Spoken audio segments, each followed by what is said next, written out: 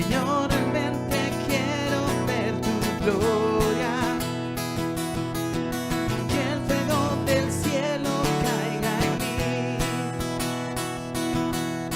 Padre, quiero estar en tu presencia. Necesito estar cerca de ti. Señor, realmente quiero ver tu gloria. Que el fuego del cielo caiga en mí. Oh, puedes mi pasión sentir y el hambre ven en mí. Sabes que te anhelo a ti. No más barreras, quita las tinieblas, rompes de duro corazón. Oye mi clamor, abre los cielos hoy.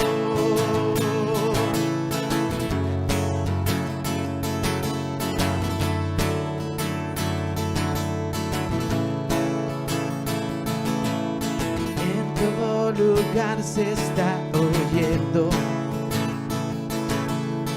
El reino de Dios se acerca ya. Oh, puedes escuchar la desesperación. La tierra se ha unido en un clamor. Puedes mi pasión sentir y el hambre ven en mí. Sabes que te anhelo a ti. No más barreras, quita las tinieblas, rompes de tu corazón. Oye mi clamor, puedes mi pasión sentir y el hambre ver en mí. Sabes que te anhelo a ti. No más barreras, quita las tinieblas, rompes de tu corazón. Oye mi clamor, abre los cielos hoy, abre los cielos hoy, abre los cielos hoy, abre los cielos hoy, abre los cielos hoy, abre los cielos hoy, abre los cielos hoy, abre los cielos hoy.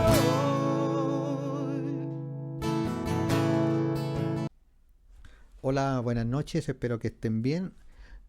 Hoy día estamos con el Salmo 5. Es un salmo que es como un salmo clásico, ¿no? Es como un salmo clásico de oración. Y vamos a ver cuál es la temática de la oración de David en un momento difícil. Vamos a orar primero. Padre, damos gracias, Señor, rogamos que esta palabra, Señor, nos aliente, Señor. Te ruego, Señor, también por aquellos que a lo mejor están en situación difíciles, Señor, en pruebas, en situación con personas que se están convirtiendo en enemigos o que ya lo son, que esta palabra, Señor, sirva de aliento, Señor. Que sirva de fuerza, de energía para seguir en lo que significa el camino de Cristo. Lo pedimos en tu nombre, Señor. Amén. Como les decía anteriormente, trata de una oración de David. David tuvo circunstancias en su vida, luces y sombras, como todos los seres humanos y también como todas las personas que ha usado Dios.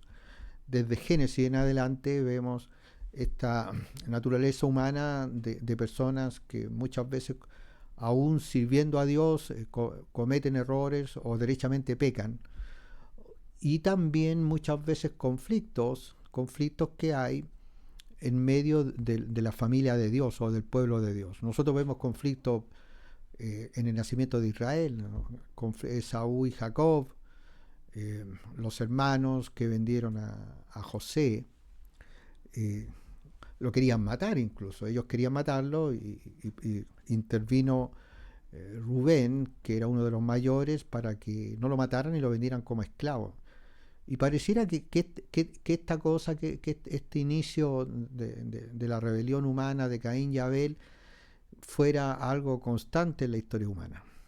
Pero ¿qué pasa cuando el creyente se ve en situaciones de difíciles? ¿Qué pasa cuando el creyente también es atacado? En el mundo latinoamericano, del que somos parte, la mayoría de los que escuchamos esto, por no decir todos, hay Latinoamérica no es, como decía una canción, solamente un lugar al norte, al final al norte de Estados Unidos, creo que, al sur de Estados Unidos, porque también hay, en Latinoamérica tiene hay nacionalidades, pues hay diferentes formas de pensar, pero todo tiene un fondo común que tiene que ver con muchas veces no entender completamente el Evangelio por toda esta influencia del catolicismo. O sea, Latinoamérica fue un nicho católico, o sea, e incluso Brasil, que fue conquistado por los portugueses, ellos también eran católicos y hasta el día de hoy es uno de los lugares más difíciles para predicar el Evangelio. Portugal, porque está este trasfondo. Bueno, ahí hay un trasfondo de lo que es las formas de la religiosidad que había de los pueblos nativos, de los pueblos que habitaban en Brasil, y también la mezcla con el catolicismo de los portugueses. Entonces hay como un fondo que como que nos cuesta, como que de alguna manera miramos siempre en nuestra relación con el Señor desde un punto de vista en el cual pareciera que si nosotros actuamos de cierta manera, necesariamente las cosas van a suceder bien. Es como como las mandas, ¿eh? Ustedes las mandan, no sé si todos conocen eso. Ahora no se hace mucho eso, pero en los años 60, 70, incluso en los 80, salían acá en Chile personas que iban a visitar lugares de adoración de la Virgen, y las personas, algunas se arrodillaban y caminaban arrodillados, algunos se arrastraban, y algunas veces mostraban a personas con las manos ensangrentadas y como unos sacrificios para pedir el favor de Dios. Pero esa es una forma de entender el amor de Dios, en el sentido, o querer lograr algo de Dios, en un sentido en el cual creemos que Dios es como una especie, que Dios es un ser que está queriendo que sus hijos sufran. Y por eso que también existe esta, algunas veces sin darse cuenta, dentro del mundo del cristianismo protestante o evangélico acá en Latinoamérica, muchas cosas cuyo origen es el catolicismo, porque era la forma en que la gente vivía, se desarrollaba, pensaba, aunque no fuera la iglesia, pero era la forma de pensar. Cuando David hace esta oración, esta plegaria, y el título del tema hoy es Clamor de Justicia, lo que él está diciendo que él pone su causa delante de Dios. Él entiende que hay situaciones en las cuales él es afligido, pero él no pone ni su confianza ni su causa delante de algún tribunal humano, o apela a la nobleza humana o al entendimiento humano, sino que apela a Dios, porque sabe que es Dios quien tiene el control de las cosas, y que sabe también que aún en medio de la aflicción Dios está tratando con nosotros. Y eso es tan importante cuando nos vemos en medio de la aflicción. El solo hecho de convertirse a Cristo, a nosotros nos pasó en Iquique cuando llegamos en el año 93, que las primeras personas que llegaron, que eran jóvenes, a nosotros nos dimos cuenta de que había una forma de totalmente diferente a lo que era la región central, y nosotros éramos de Viña. A una pareja joven que incluso se veían personas, eran jóvenes, hacían música, tenían como un estilo de rock. Se veían personas jóvenes y comunes, pero a ellos los asustaron que si se hacían cristianos, Dios y la Virgen los iba a castigar y que iban a tener, su hijo iba a nacer enfermo, y ese tipo de cosas, y realmente ellos la creían. También recuerdo una niña joven una vez que, o sea, no era una niña, era pero una mujer joven. La recuerdo muy poco, no me acuerdo ni el nombre ni de nada, pero recuerdo también que a ella la estaban presionando mucho en la casa, que ella no debía apartarse de su religión. Y tampoco era que fueran tan religiosos, ¿no? Porque ellos en realidad no eran personas que iban a la iglesia, pero sí tenían unas fiestas que eran en el desierto y era una cosa que la ciudad entera era muy llamativo, nunca había visto algo así. Se trasladaba, era un pueblo que funcionaba solamente en las fiestas, que ellos tenían sus casas ahí, o piezas nomás levantadas como muy precariamente, pero se iban y estaban casi un mes ahí haciendo canciones y danzas. Pero el concepto está ahí, de que Dios pareciera que siempre estuviera como cobrando al hombre por el sacrificio que hizo su hijo, pero eso no es así. O sea, Dios quiere bendecir la vida de los creyentes y Él quiere que nosotros entendamos que hay un poder y que podemos confiar en Él.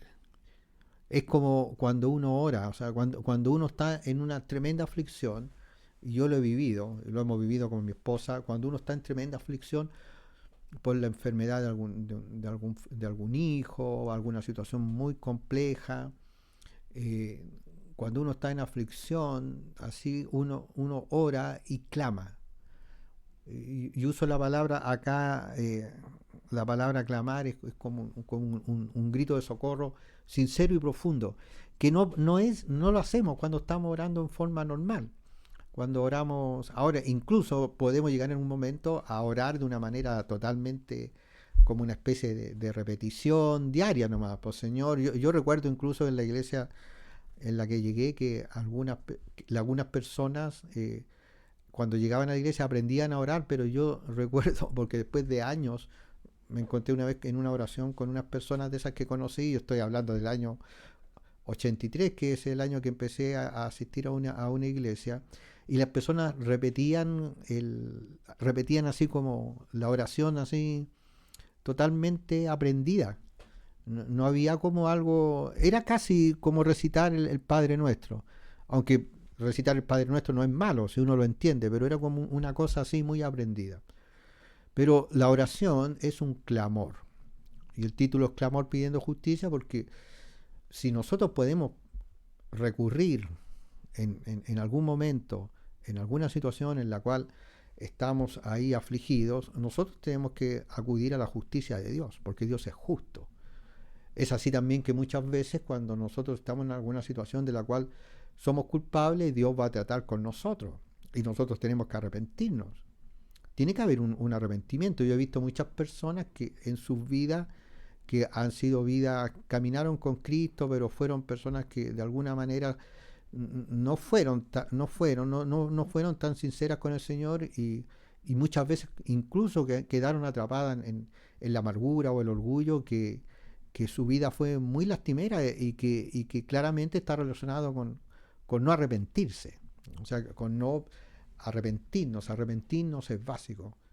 Y cuando nos arrepentimos, nosotros tenemos ese clamor sincero. Y es lo que Dios quiere, que toda nuestra vida de oración sea una vida de oración de ese tipo, estar constantemente orando los unos por los otros. Ahora, como congregación de Santiago Maganaín, estamos ya a punto de cambiarnos a un local, que va a ser un local en el cual no va a ser un edificio, va a ser mucho más fácil llegar, y vamos a estar al lado de una calle. Entonces también vamos a poder invitar personas en algún momento, que era mucho más difícil que un edificio, y por lo tanto también estamos orando para que Dios abra puertas en todos los aspectos, que sea Él quien nos guíe y nos mueva. Acá lo que hace David hace esta oración. Y él pide una oración también, él clama justicia y también clama protección. Dios es protector de quienes creen en Él. Jesús dice que nosotros somos hijos de Dios cuando nos arrepentimos y pasamos a tener esta relación personal con Él. Por lo tanto, nosotros podemos pedir esa protección. Veamos lo que dice. Capítulo 5 estamos, versículo 1. Dice, escucha, oh Jehová, mis palabras, considera mi gemir. Ahí está lo que le estaba diciendo. Este clamor, este gemido. Él está orando, hay una cosa desgarradora en el sentido que él ve como única vía de escape, o como única vía, como única forma de algo a que aferrarse, esta oración de petición de protección de parte de Dios. Dice, considera mi gemir, está atento a la voz de mi clamor, Rey mío y Dios mío, porque a ti oraré. Esto es una cosa en la cual todo creyente nunca debe dejar de confiar. Nunca un creyente debe dejar de tener esta relación y con el Señor desde una perspectiva en la que ora como a un papá. Como un papá, o sea, padre, está el concepto de padre, pero papá es como un concepto más cercano, es como el término Abba, que sale en la escritura, que significa papito. O sea, hay una cosa, es como decir, ¿en quién puedo confiar? ¿A quién puedo ir? Papá, estoy en esta situación. Es lo que hace ahí David. Está diciendo que él le pide a Dios que esté atento a escuchar su oración. Oh Jehová, de mañana oirás mi voz, de mañana me presentaré delante de ti y esperaré. Porque tú no eres un Dios que se complace en la maldad, el malo no habitará junto a ti. Hay personas que tienen, tengo amigos que hacen mucha actividad en la noche. Me di cuenta que los que estaban correlacionados con la música eran muy nocturnos en estudiar, ensayar o incluso trabajar. Yo en forma personal me gusta ocupar la mañana. Siempre siempre me levanto temprano y una de las cosas que para mí es en la primera batalla espiritual es orar. ¿Y por qué le digo en la primera batalla? Porque hay momentos en que despierto y siento un deseo de orar y de clamar y de aferrarme, pero otras veces no. Otras veces despierto y algunas veces pienso, bueno, hoy día no voy a orar. O si no, oro. Pero yo creo que ustedes saben a lo que me refiero. Oro es como, oye, Padre, estoy acá, mira, bendice esto otro, pero no hay una oración.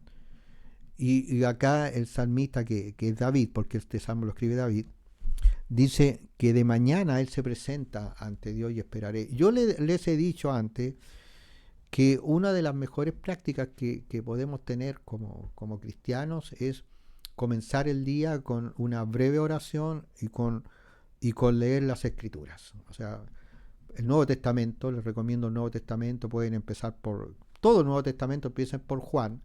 Si en algún momento pueden terminar el Nuevo Testamento, o pueden hacer un día con el Nuevo Testamento, otro día con empezar del Antiguo Testamento, pero no necesariamente un capítulo entero cuando es muy largo, o dos. Ahora, si alguien lo puede hacer y tiene el tiempo, lo hace. Pero sí comenzar el día disponiéndose en las manos de Dios y orando a Dios para que esté con Él durante el día o con ella. Y esto, en algún momento algunas personas me decían, no, es que yo me levanto muy temprano y tengo mucho que hacer y no tengo tiempo. Bueno, eso es precisamente, o sea, levántate más temprano y ocúpate del tiempo. O sea, ¿cuál es el tiempo más valioso? Pareciera que siempre hay algo que impide, como Marta y María, ¿recuerdan? Las dos las dos amaban a Dios, pero una estaba muy afanada en algo y pensaba que su hermana que estaba con el Señor estaba perdiendo el tiempo, y el Señor le dice, no, este es el tiempo valioso. Y está bien lo que tú estás haciendo, pero lo primero es lo primero, y lo primero es estar en esta relación conmigo. Y es como muchas veces pasa en la iglesia también, que personas son muy dadas a hacer actividades y siempre trabajan, pero hay algo ahí que no está muy a cuenta, porque el estudio de la palabra o el orar es algo que lo consideran de menor importancia, o simplemente no lo hacen, o lo hacen a la rápida porque consideran que es más importante la actividad. O sea, la actividad claramente es importante, sobre todo cuando hay que ir a trabajar, pero hay que tomarse ese tiempo y esa es una forma de que tu vida espiritual sea fuerte y que tengas esas armas para enfrentar el día a día, porque el enemigo, y de verdad que les digo, cuando la escritura dice, cuando dice primera de Pedro, cuando dice Pedro, no me acuerdo si es primera o segunda, que el diablo anda como león rugiente buscando a quien devorar, eso es así, eso es así. Entonces tenemos que tener nosotros esta fortaleza espiritual que es en base a la oración, el estudio de la palabra y esta relación con el Señor. Y mira lo que dice ahí, porque tú no eres un Dios que se complace en la maldad. Otra cosa importante cuando nosotros oramos es estar a cuenta con Dios. O sea, si estamos viviendo una vida de pecado, ten por seguro que tus oraciones no son escuchadas. El pecado es un impedimento para escuchar la oración. Cuando una persona está viviendo una vida de pecado, muchas personas oran y le piden a Dios que los ayude, pero está viviendo una vida de pecado, está haciendo algo incorrecto delante de Dios. Y hay que proceder al arrepentimiento sincero y cambiar de dirección. Si hay algo que hay que dejar, si se está en una relación que es pecaminosa, si está en una situación que aunque a lo mejor tiene como que no se entiende mucho la situación, ya sea laboral o emocional o lo que sea, pero el Espíritu Santo te dice que eso como lo estás haciendo no está bien, entonces tienes que dejarlo, tienes que arrepentirte y ponerte en las manos de Dios para que la oración sea efectiva. Porque tú no eres un Dios que se complace en la maldad. El malo no habitará junto a ti. Y lo que hace David es decir, yo estoy caminando contigo, Dios. Mis enemigos son tus enemigos. Escucha mi oración. No permitas que el enemigo logre el mal que quiere hacerme. Y acá estamos hablando que hay que recordar que los mayores enemigos de David eran de Israel mismo. El mayor enemigo no fue Goliat. Goliat fue vencido en forma fácil, hasta podríamos decir, porque Dios estaba ahí. Pero tuvo a Saúl como enemigo, tuvo a su propio hijo Absalón, con la gente que siguió a Absalón como enemigos internos, como fuego amigo. Y eso puede ser también en tu trabajo, puede ser con tus familiares.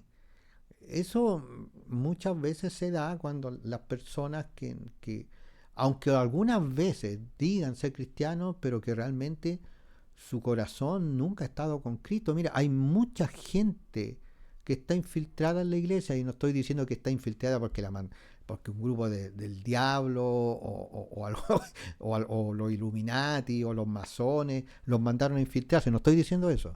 Estoy diciendo que están infiltrados porque están en la iglesia por uno que otro motivo, pero el motivo no es el verdadero ni el correcto. El corazón no es sincero.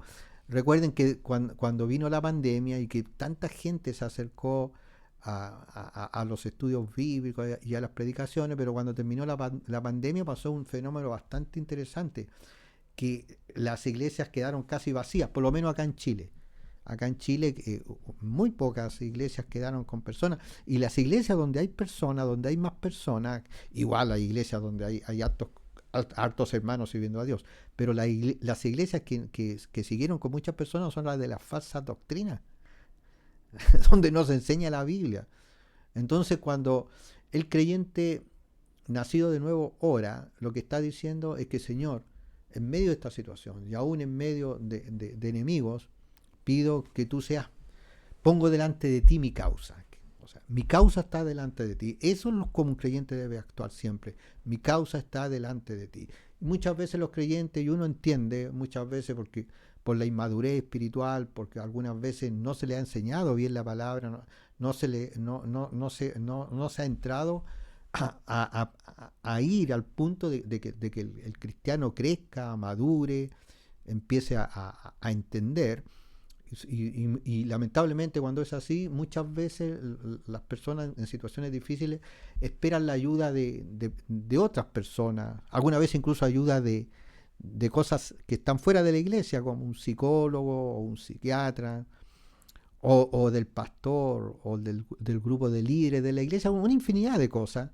Pero en realidad todas las batallas que tenemos como hijos de Dios tenemos que ponerlas en las manos de Dios, poner nuestra causa, aunque en algún momento pareciera que las cosas no están claras, porque en el fondo, cuando las cosas están así como confusas, necesitamos mayor aún el consejo de Dios y la oración en la forma en que nosotros podemos definir el camino a seguir, que es el camino que el Señor nos tiene a nosotros delineado para caminar en fe y en victoria. Es como, no sé quién ha leído el progreso del peregrino, ha visto la película, o sea, hay una serie de vallas que él tiene que ir pasando, diferentes engaños desde todos lados, desde todas las perspectivas, pero al final es victorioso porque él tiene su vista y su mente puesta en Cristo. Mira lo que dice el 5: los insensatos no estarán delante de tus ojos, aborreces a todos los que hacen iniquidad, destruirás a los que hablan mentira, al hombre sanguinario y engañador abominará Jehová. Cuando David está orando también hay una oración y un clamor por justicia. Y creo que todos los cristianos clamamos por justicia. Yo en mi oración clamo por justicia. Nosotros vemos un mundo injusto, muy injusto. Y no vemos en el hombre el que pueda ordenar eso. Nosotros no podemos pensar que nuestras causas muchas veces las van a definir tribunales humanos. E incluso en las mismas congregaciones o sobre todo en las organizaciones grandes, eclesiásticas, no siempre las cosas son de la manera más transparente que debieran ser. Y es porque está esa ausencia de justicia. A lo mejor no está la mala intención, pero está esa ausencia de justicia. Cuando David clama por justicia, clama por una justicia verdadera, por un mundo justo. O sea, tú me podrías decir, pero ¿realmente está clamando por eso David? Claro que sí, porque era un hombre de Dios. Él aborrecía el mal, aborrecía el pecado. Todas las personas que son cristianas aborrecemos el mal y el pecado. Y cuando nosotros caemos nos sentimos pésimos porque es algo que no queremos practicar. Y esta es nuestra batalla, ¿cierto? Pero si una persona dice que es cristiana y siempre está involucrado con injusticia, con mal, con engaño, con mentira, entonces probablemente ni siquiera es un cristiano, está a lo mejor en alguna congregación porque sabe cuál es el motivo. Uno no tiene idea los motivos de las personas, pero claramente no son motivos que agraden a Dios. Hay que recordar que la Biblia dice que en el cielo van a haber sorpresas, que hay personas que pareciera que sirvieron a Dios y que el Señor va a decir que no los conoce. Destruirás a los que hablan mentira, al hombre sanguinario y engañador abominará Jehová. Y toda la historia que hemos tenido del hombre, incluso algunos héroes que están en la historia, han sido sanguinarios, malvados, engañadores, o en algunos momentos han actuado bien, pero si uno mira bien, siempre había una agenda detrás. Bueno, lo que David está diciendo que en la eternidad los que van a brillar son aquellos que confiaron en Dios y que actuaron de acuerdo a lo que la palabra de Dios enseña. Pero que Dios va a hacer un juicio y va a condenar el mal. Y a los mayores perpetradores del mal los va a condenar y van a tener sentencias terribles porque va a ser una tendencia de eternidad, apartado de Dios en un lugar de tormento. Hay algunos maestros bíblicos que dicen que incluso el infierno no es un lugar de tormento, que es simplemente un lugar alejado de la presencia de Dios, pero no es lo que dice la Biblia, dice que es un lugar de tormento, porque hay que recordar que el castigo va a ser también de acuerdo a los hechos. O sea, mientras más, o sea, un asesinato claramente va a ser más castigado que una mentira. Ahora, el hombre está tan loco. Cuando estuvimos con mi esposa en España, nosotros vimos que en algunos noticiarios, estuvimos viendo noticiarios y algunos programas. Para ellos, por ejemplo, evadir impuestos tiene un castigo de prisión mucho más duro que el matar a una persona, porque ellos viven de los impuestos de la gente. Hay una tendencia también ahí al socialismo. Recuerden que el socialismo, el comunismo viven ellos ganan mucho dinero los que están en el poder, pero del dinero de los impuestos. Entonces era más para el Estado era más importante que pagaran sus impuestos pero no era una pena tan dura para alguien que asesinara a otra persona. Y eso es cuando está trastocado completamente el orden bíblico. Entonces cuando David está hablando acerca de los que hacen maldades, es como Habacuc, que le dicen el profeta cabezón, porque Habacuc no podía entender por qué los malos prosperaban y por qué les iba bien. Y eso lo tuvo muy mal durante un tiempo, durante mucho tiempo, porque decía, oye Señor, algo pasa. Y el punto es este, esto es solamente un tiempo. Estamos en un mundo caído, este mundo va a ser transformado completamente. Viene un milenio donde Jesucristo dice que va a reinar con vara de hierro, porque van a haber gente que van a sobrevivir durante el tiempo de toda la locura que viene de la tribulación y que van a entrar al mundo milenial, pero va a haber una organización basada en la justicia de Dios y no del hombre.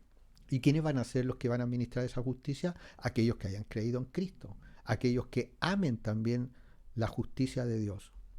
Mira el 7, dice, mas yo por la abundancia de tu misericordia entraré en tu casa, adoraré hacia tu santo templo en tu temor. Guíame Jehová en tu justicia, a causa de mis enemigos, endereza delante de mí tu camino. Ahí está la petición, este clamor de David. Y él dice que él quiere estar en la casa de Dios. Siempre, siempre David tuvo eso en su corazón. Hay que recordar que en esa época primero estaban los tabernáculos y después estaba el templo, un templo físico en el cual estaba la adoración de Israel. Nosotros en el tiempo que estamos viviendo de la gracia y de la iglesia no tenemos templos, no tenemos edificios que se relacionen con la casa de Dios. Nosotros somos el templo de Dios. Es donde nos juntamos, somos iglesia. Entonces podemos decir, queremos estar delante de ti, en tu iglesia. ¿Y cuál es la iglesia del Señor? Donde 2 o 3 habiten en mi nombre, ahí estoy yo. Esa es la iglesia. Creyentes sinceros que quieren servir al Señor y quieren predicar su palabra a un mundo que está en oscuridad. Versículo 9 dice, porque en la boca de ellos no hay sinceridad, sus entrañas son maldad, sepulcro abierto es su garganta, con su lengua hablan lisonjas. En este mundo en que vivimos, nosotros podemos ver, es como cuando hay problemas entre políticos. Todos tienen la verdad, todos tienen acusaciones, todos tienen excusas. ¿Quién conoce la verdad? ¿Hay algo de verdad? ¿Hay una verdad a media? ¿Alguien dice la verdad? Nunca podemos entenderlo completamente. Pero para Dios no hay no hay ninguna cosa que se le pase por alto. O sea, Dios tiene claro el corazón de las personas. Él sabe quiénes se van a arrepentir, quiénes viven en Cristo y quiénes no viven en Cristo. Y Él a su tiempo va a actuar también con justicia con aquellos que actúan en contra de sus hijos. Porque nunca piensen que Dios va a dejar sin castigo a quienes dañan a sus hijos. Castígalos. Y ahí está David con esa impronta que tenía él de guerrero y de apasionado. Castígalos, oh Dios, caigan por sus mismos consejos. O sea, las personas son engañosas muchas veces. Mienten, engañan, inventan cosas. Es como alguien me decía el otro día, que una persona que hablaba me decía que las personas más engañadoras, las que son menos correctas, son las que más las ayudan. Me contaba, él trabajaba en una farmacia y me decía que donde él vivía, las personas que se dedicaban a ser mecheros, que son estas personas que roban en las tiendas y en los supermercados, se les regalaba todo. Le habían regalado casas, los ayudaban, y las personas de esfuerzo les costaba un mundo tener algo. Bueno, así es el mundo en que vivimos.